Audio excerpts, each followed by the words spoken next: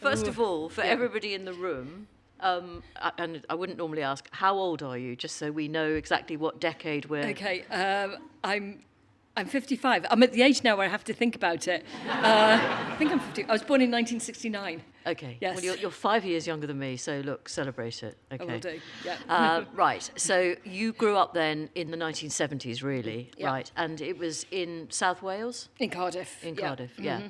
And what was it like, first of all, for the wider family, if you like? I mean, when you obviously became aware of them, how did you think they were coping with the young Tanni?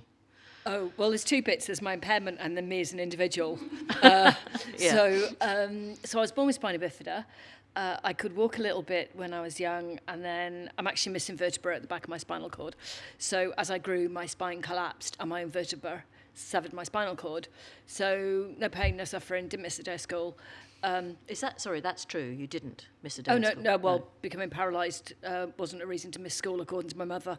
So, no. No, so actually when I was born, my sister, I've got an older sister, and she was born with a heart condition and dislocated hips, so which they spent a bit of time trying to sort that out. So when I was born, my sister was 6 months into being in a frog plaster, which was pretty difficult. And apparently the only question my mum asked was, could I have children? Didn't ask anything else. And I think they were actually testing my parents out because they'd said to them, if I'd been born a couple of years earlier, I'd been taken away, not fed and allowed to die. And I think they were testing them out. And my mum just said, oh, well, can she have children? They said, we don't know. And she went, oh, we'll just take her home then. My family were amazing.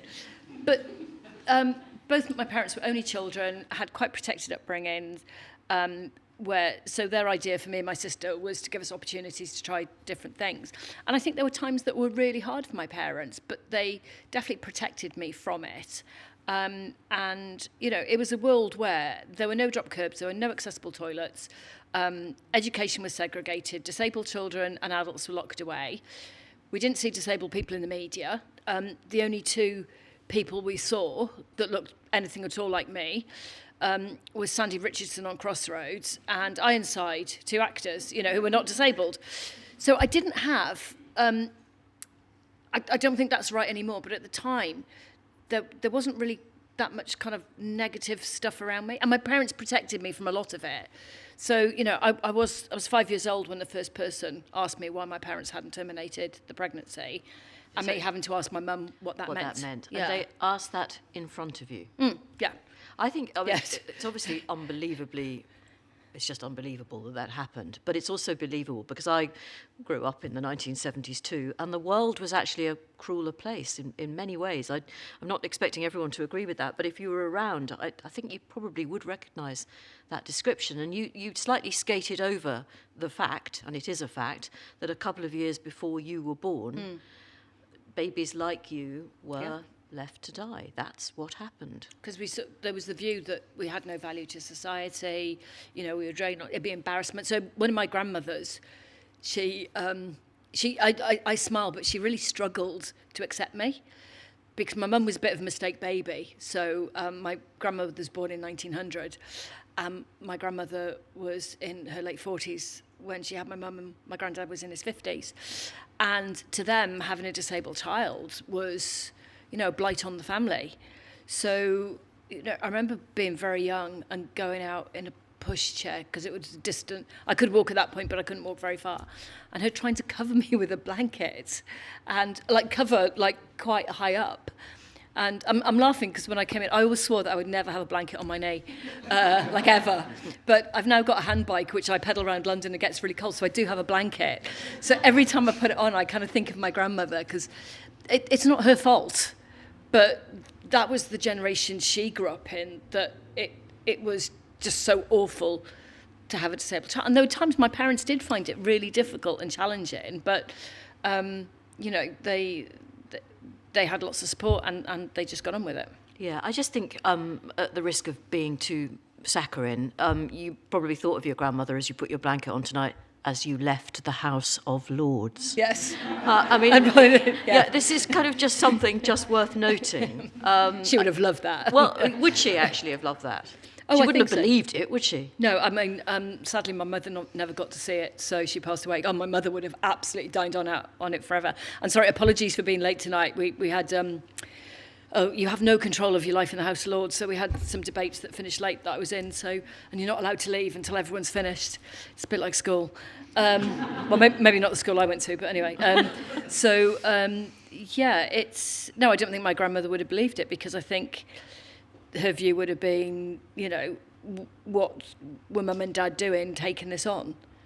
But I think because of lots of reasons, because my parents' upbringing, because my sister, and, just lots of things going on in the world, my parents just decided that they just wanted me to be the best I could be. And I do remember when I had to start using a chair, because there was a big debate about whether I have a chair or I keep trying to walk. And, trying to walk, I could probably walk as far as the door, which is like no use to anybody. And so my father especially fought really hard to get me a wheelchair, which lots of people said to him that he'd be ruining my life. But Dad was an architect, and he understood the built environment, and it was about being independent. And so he really pushed back hard on that. And I was about 7 when he sat me down, and this is like my impairment versus me as an individual, that he told me the world was an amazing place, and he had this book and it had pictures of the Taj Mahal and the Sydney Opera House and all these amazing things. And he told me I needed to travel and get out of Cardiff. And to do that, I needed a really good job to pay for it. And to get a really good job, I needed a really good education. And that had a massive impact on my life. And then it was a few years ago, and he wasn't well. He was in hospital. We knew we didn't have much time left with him. And I talked about it with Sean, my sister, quite a lot. And I said to her, I'm going to talk to Dad about this moment in my life. And she's like, he'll never remember it. And I was like, yes, he will. It was such a huge part of my life. And I said to him, do you remember that time? And he sort of looked at me and he just had no idea what you're on about. Great. and so in this quite sort of difficult time for us as a family, my sister's there literally crying with laughter, tears pouring down her face. I'm like, great. And then about half an hour later, Dad said, oh, I do remember. Great. Oh, thank God. Oh, yeah. And he said, oh, actually, well, your mum and I had just been chatting, and you were quite an annoying child, and we just didn't want you living at home forever. and it was like, and then my sister was there going, yeah. So, yeah, but yeah, that bit between personality and impairment, I don't know. I get asked all the time, what would I have done if I hadn't been non-disabled? But I don't know. And I mean, I do know my personality. It was like my mother, me. I mean, our family would say we're stubborn, willful, awkward. It's mother, sister, me, daughter. It's there. It's that family. But that trait's helped me quite a lot. Yeah, I mean, I think it's really interesting that and I don't blame you at all, you're keen to make that distinction between your impairment and your personality. And they are not the same, but they impact upon each other. Absolutely. I mean, it's like saying to somebody, well, what would you be if you're born in a different part of the country? Or, I don't know. But because of my education and support, then I've been able to do lots of, quite fun things. But also, from a young age, my parents were always saying to me, you're really lucky. You have privilege. Before privilege was like a thing, they basically had that conversation with me and saying, you're luckier than probably most other disabled children. Because Dad had a good job and, that stuff like that and support and education. And both my parents, they were so up for a fight. Yeah. So, nothing really stood in my parents' way. I should say that there will be an opportunity for you to ask Tanni some questions as well, because I could go on for ages, and I suspect Tanni probably could as well. But I could talk for hours. We will be wound up by somebody who knows what they're doing, so you will get a chance. You talk about your dad fighting to get you a wheelchair, and actually it's something that's already cropped up tonight in conversations. The fact that if you have to, it's an additional job. If you are the parent of a child with additional needs, then that's a whole other workload to add to everything else you have to do. Yeah. And who was he fighting with to get you the wheelchair? That would have been medics and then wheelchair services. And, as a child, I had some amazing doctors, absolutely incredible, some not so good. The 70s were a time when this sort of disabled children were experimented on. So, we had some doctors in our lives that wanted to experiment on me with surgery. doing leg lengthening and different things. And this was a really funny moment, though. My mum had taken me to the doctors and she'd turned down this operation. And then the doctor, obviously because my mother, poor frail woman, couldn't make a decision on her own, actually turned up at my dad's work and said to my dad, well, your wife probably hasn't made the right decision. Would you like to? And my dad was like, yeah, not a chance. Would he overrule my mother? But there was stuff like that. And actually, if you're not resilient, and my parents later on in my life, told me some of those things were really hard to deal with. But if you don't have a lot of resilience, then and you have to be an expert in everything. You have to be an expert in education and transport and healthcare, and none of these things happen at the same time, and you're constantly spinning plates, and it's pretty hard. So you were in mainstream school the whole time? Yeah. So I was in mainstream junior school because I could walk when I started school, but back then, disabled children were in segregated education. So when I was due to go to high school, I just assumed I was going to go to the same school as Sian. Then the head teacher wrote to my parents and said, I've still got the letter, we don't take people like Tanni at our school. And my mother, oh, wow, I mean, that was really funny. She just lost it. But then again, it's about knowing how to fight the system. So my parents had come across the work of Mary Warnock, Baroness Warnock, and she'd done a lot of work on education for disabled children. And she'd released a white paper at the end of the 70s, which said that disabled children had the right to be educated in the best environment for them. And my parents took that and then threatened to sue the Secretary of State for Wales. Okay. So, they went in hard. Yeah. At the time, there was only one school in South Glamorgan that was allowed to take wheelchair users. And my parents got me there. And then every year I had to be assessed to see if I was capable of staying there.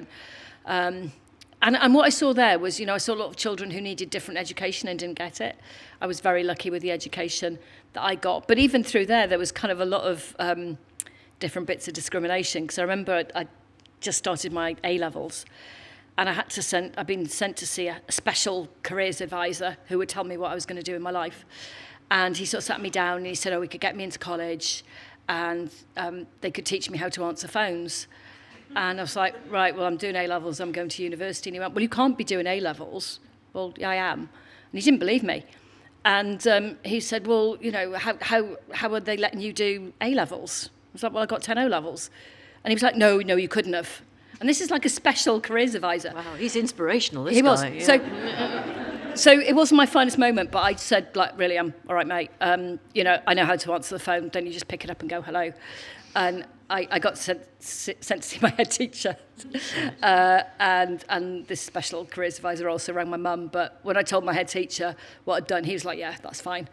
And then my head teacher rang my mum to say, yeah, she's fine.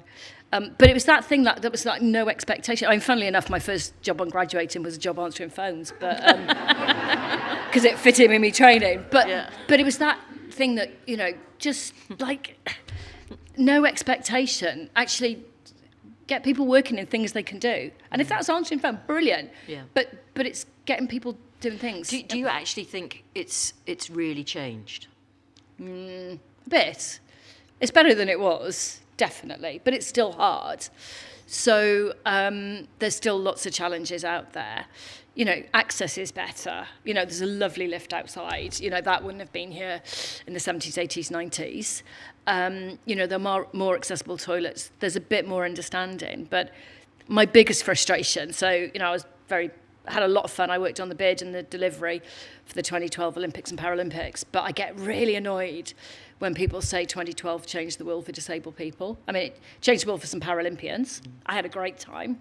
But there's a lot of challenges out there, and the fact that we still need organisations like Contact and others means that it's not where it needs to be. But mostly it's better. When did you really get into sport? I started playing lots of sport when I was very young.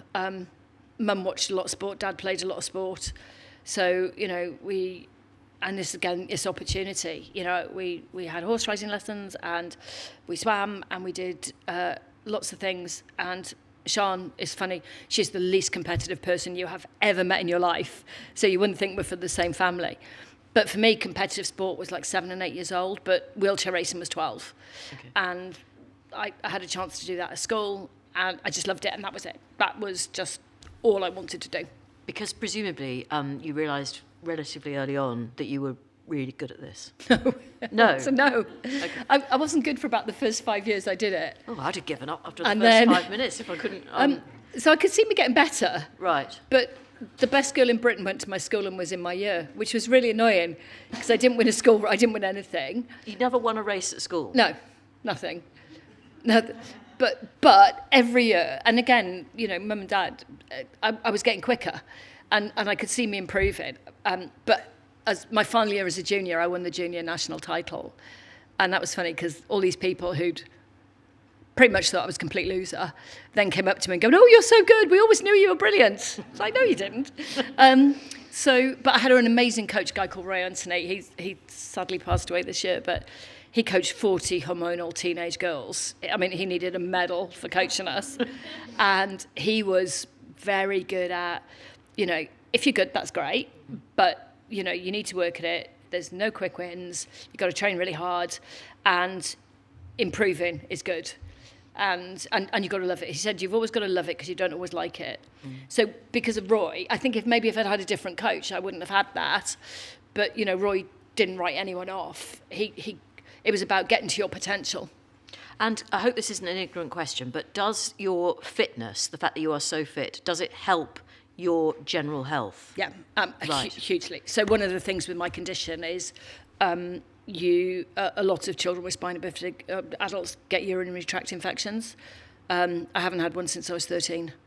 Oh, that's really interesting. But it is being fit and healthy and trying to eat the right things, and I mean, getting a balance on my weight, but I blame that on my age. But And the fantastic, haven't you got great restaurants at the House of yeah. Lords? Yeah. we have really nice cakes. Do you? Yeah, It's what everybody always suspected, I have the to tell cakes. you. Yeah, Are we there do. like things like steamed puddings and things like that? Because I've never entirely given up hope. You know. Right, no, Well, right, you do, right, I will take you for dinner. Okay. Right. I mean, the House of Lords is an amazing, weird, strange place. My first day I got there, someone said to me, "Don't worry, this is just like boarding school." And I didn't go to boarding school. And he said, "Oh, what day school did you go to?" And I was like, "I went to a comprehensive in South Wales." There's something steamed pudding and custard on the menu every day. Oh, And also the massive privilege, we have our own pastry chefs. right. The cakes are good. Yeah. I've just got to do better, and then maybe I can join you in there. I mean, I don't think it's going to happen, but I haven't given up my dream. You'll have to just tell me exactly when the Paralympics in 2012 came round. Were you were working? Or were you a full-time athlete? What were you doing? So we started the bid in sort of 2001, 2002. Yeah. And you were a part of that. Yeah, I was still competing at that point. Yeah. I retired in 2007, partly my body couldn't take doing another games because I competed at 5 games. Do you know, this sounds awful. I was sick to death of travelling with the team. You know, when you're in your 20s, it's really exciting. And then there's 100 of you that get off a plane with 2 identical kit bags each. Waiting to pick up your bags for like 6 hours loses its appeal after a bit. I mean, I don't mean to be flippant about it, but you just get older and I wanted to do other things. And also, I mean, I was physically and mentally broken, but also I had the chance to work on games delivery because we won in 2005. And that was just something I really wanted to do. And I genuinely thought my job was going to be sitting in all the meetings saying, "And what about the Paralympics?" But the chair, Seb Coe, was absolutely incredible. He got Olympics, Paralympics, and I never once had to say, "And what about the Paralympics?" because it came from him and Paul Dighton, who was the chief exec. So it was a huge amount of fun. Yeah, and so in 2010 I went into the House of Lords, and then we had the 2012 games. So actually one of the reasons I got into the Lords, because I'm a crossbencher, I did a lot of disability rights activism, and yeah, they basically needed somebody to do all the Olympic and Paralympic Games legislation. Things like Sunday trading, road closures, really dull stuff, but they put 2 crossbenchers in a year, and basically they do... What does that... That means you're not affiliated? Not affiliated to a party. Right. And there's about 180 of us. So the best and worst thing is that nobody tells us how to vote. So you've got to vote with your conscience every day, which sometimes is really complicated because you don't know necessarily what you think on every single issue.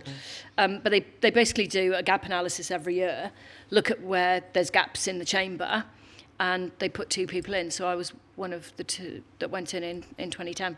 And what was that like? Just, I mean, did it feel like I've arrived? No. So I actually did a politics degree at university.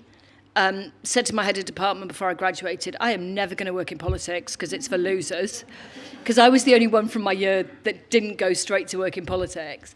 And then just gradually travelling and going to other countries around the world and seeing how disabled people were treated and how women were treated and, you know, being in sometimes some quite uncomfortable places.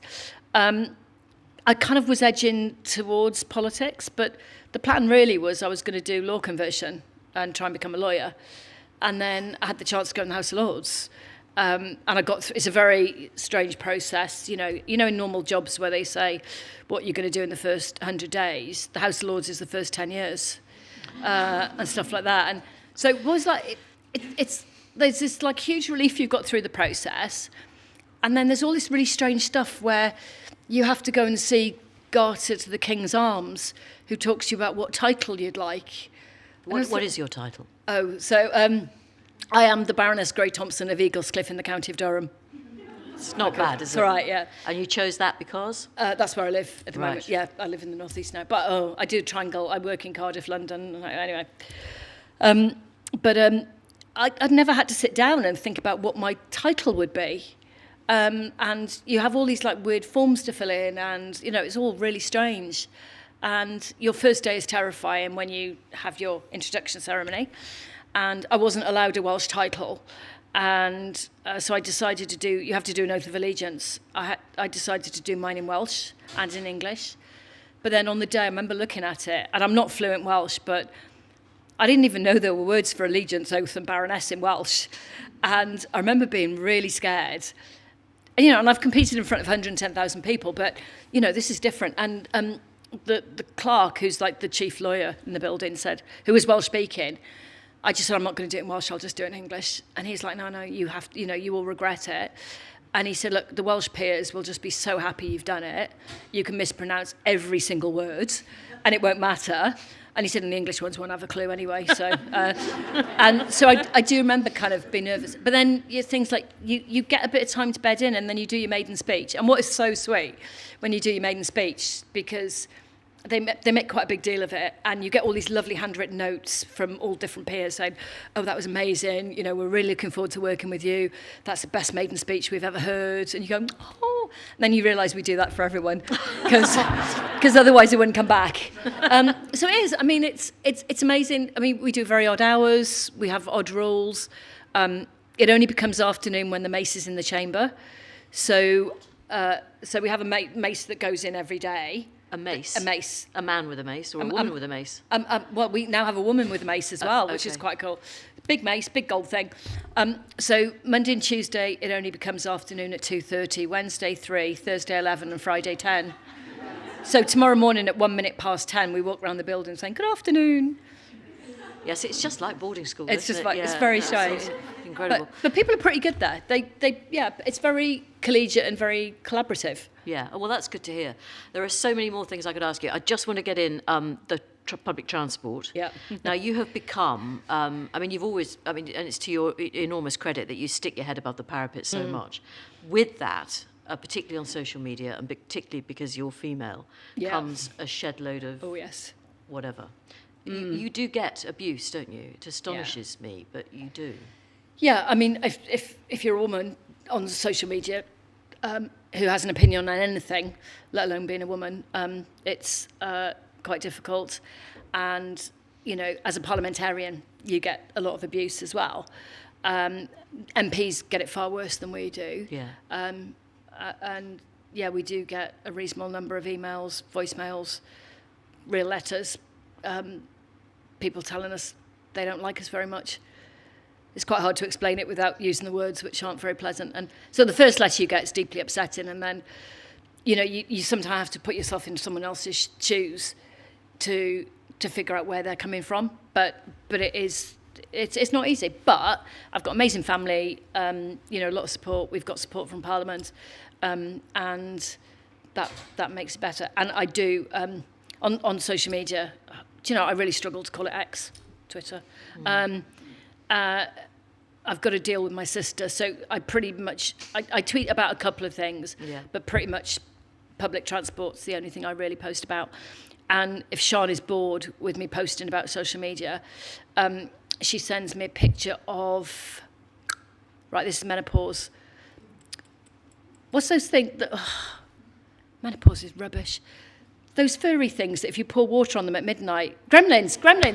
Yeah. I knew I'd get there. Yeah, well done. So, thank you. Sorry. I couldn't help because I'm in a land somewhere beyond I'm menopause. looking, I'm like, what's... Completely forgot the word for gremlin. So she sends me on social media a picture of a gremlin, and that means I have to stop posting on social media for 2 hours. Yeah. But when I got stuck on a train a couple of months ago, she wasn't on social media for that day or the next day. So I had 2 full days of really angry posting. And you did go for it. Oh, yeah, I did. Yeah, menopausal tweeting is good and bad. Which train company was it? LNER. Yes. They're not the worst, though. And so it's a bit of a shame because they're not the worst. Who is the worst? Oh, Southeastern, Southwestern are pretty bad. They're all not great. I mean, it's all a bit... we're meant to be grateful that we're getting on a train. And a number of the chief execs of the train companies, well, one tried to give me his personal mobile number, which is quite funny. And because he basically wanted me to go away. And he's like, just ring me, any train you want to get on, here's my number. So I did say, you do realise if I take it, I'm putting it on social media. And then he withdrew the... Everyone can call. He withdrew the offer for that. And then quite a few will be like, well, what do you want? And it's like, well... I just want the same miserable experience of commuting as everyone else. I mean, I'm not asking for anything else. So, yeah, I do. But, and actually, it's not to have, because there's some really good people and there's mistakes that are made and there's stuff that's not great. But actually, the biggest thing, it's about educating non-disabled people. So, since I had my menopausal moment where I got really angry, as opposed to just being mildly angry, loads of people noticed. I've had people emailing me saying they're a wheelchair user, they got stuck on a train, members of the public held the door, shouted down the platform, I've helped them. I've had loads of people talking to me about it. And so it's about actually society just helping out, because things do go wrong with procedures and policies. But, if the public can step in and help a bit, that's pretty good. What means more to you, or perhaps what makes you feel more glowy? Doing a really good speech in the Lords, or making a fantastically pertinent point, or winning a gold medal?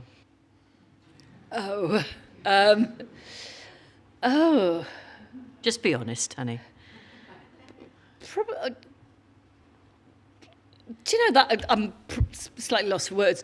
I mean, winning gold medals were amazing, but I used to get so stressed out and nervous about competing. And it's quite, sport's quite selfish. And people, we love sport in this country, and it's great to be a medalist, and there are lots of amazing things about it. But, it's a medal table at the end of the day, where politics is about trying to make stuff better for other people. And a lot of the stuff I work on, I get a 3-line whip against me a lot of the time, so benefits for disabled children. Right, this is really not a very inelegant thing, but there was one night I lost a vote on support for disabled children quite late, and it was a tiny number of votes in it, and I try and take something positive out of every speech, and I try and think, okay, what would you do differently? The way you analyse a race, I try and think about, okay, could I have said that differently? Could I have said it better? Could I have taken more people with me? And I remember ringing home my husband Ian, and I was quite upset because it was like I felt I'd let a lot of people down. And he said to me, no, what's the most positive thing that you can take from tonight? And I said, well, the only positive thing is everyone who voted against me didn't have anything to eat tonight because they missed, dinner. Great. And he's like, yeah, that's not the most... I'm like, no, that is right now, that's the most positive thing. So yeah, it's hard. I mean... I'll let you mull it over. Thank you. That's really hard. Yeah. Tanni, thank you very much. That was brilliant. And there are so many more questions to ask. I think it's really important that you say sometimes some quite uncomfortable things, particularly about attitudes that did used to prevail, and fortunately we have moved away from them, but things are very, very far from perfect. I think everybody in the room would just like to say thank you so much for giving up your time. Excellent.